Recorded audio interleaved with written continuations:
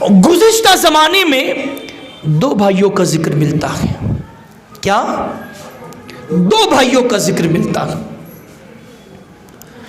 جس میں سے ایک حد درجہ نیکوکار تھا اور ایک حد درجہ گناہگار تھا. ایک عبادت میں اوقات گزارتا تھا، ایک عیاشی میں اوقات گزارتا تھا. گناہگار بھائی جو تھا وہ نچلی منزل میں رہتا تھا اور نیکوکار جو تھا وہ اوپری منزل. بہت دل کے کانوں سے اگر یہ واقعہ دل پر اثر کر کے میں سمجھتا ہوں کہ زندگی بدلنے کے لیے کافی ہو جائے گا. اگر دل کے کانوں سے سنا تو توجہ ادھر ادھر نہیں، صرف گفتگو پر. اب ہوا یوں کہ ایک دن جو وہ نیک پارسا متقی عبادت گزار بھائی تھا، بڑا والا بھائی، اس نے دعا کی کہ میں شیطان سے ملنا چاہتا ہوں، ملاقات دیکھنا چاہتا ہوں وہ شیطان کیا ہے.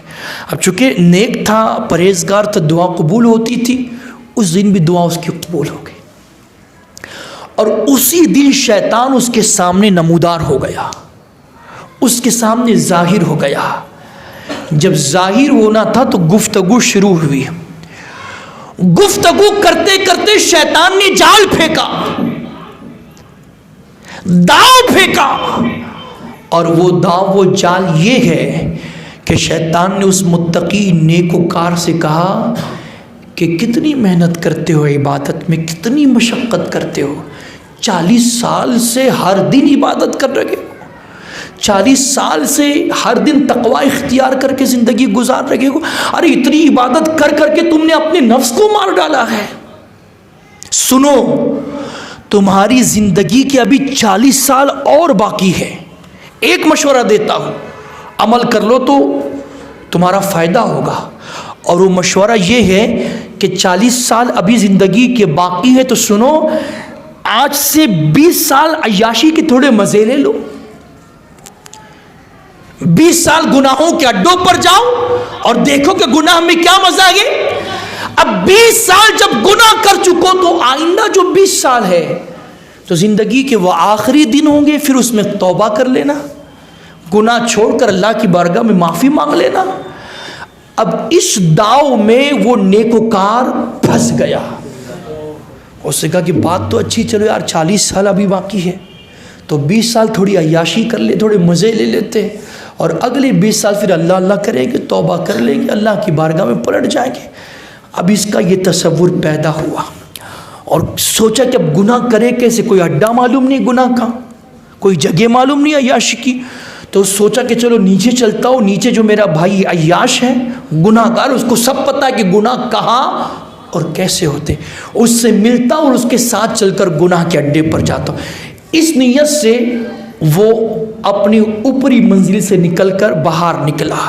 اب یہاں نیچے اس گناہ گار بھائی پر خدا کا کرم ہو گیا اور اس نے تصور کیا اپنے آپ پر ملامت کی، نادان کب تک حرام کاری کرے گا، کب تک عیاشی کرے گا، کب تک خدا کی نافرمانی کرے گا. ایک دن مرنا ہے، آج توبہ کر لے، آج پلٹ جا خدا کی طرف. ابھی سوچا کہ یار مجھے تو کچھ آتا جاتا نہیں، توبہ کیسے کروں، نماز کیسے پڑھوں، بندگی کیسے کروں.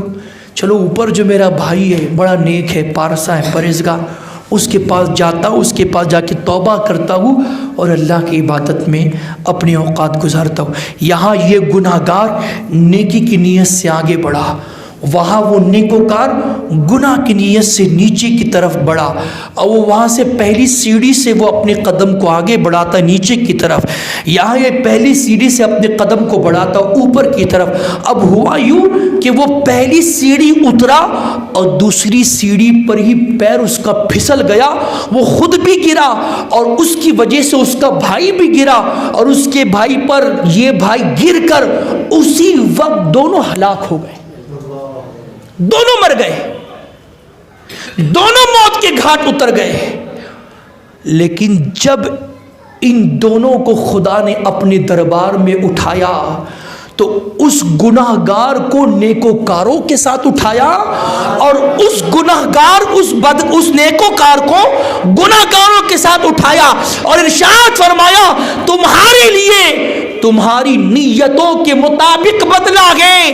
یہ نہیں دیکھا جائے گا کتنی نیکیاں کی تھی, یہ دیکھا جائے گا کہ موت کے وقت کیا نیت اور کیا تصور تھا.